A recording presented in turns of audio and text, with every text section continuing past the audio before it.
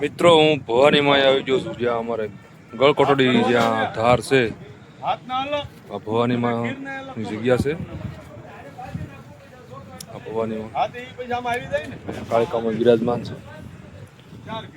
તમને એક જૂનવાણી વસ્તુ દેખાડું. આ ડુંગર ઉપર એક ડંકી છે. બોલો કેટલા વર્ષો પહેલા અહીંયા ડંકી કરી છે.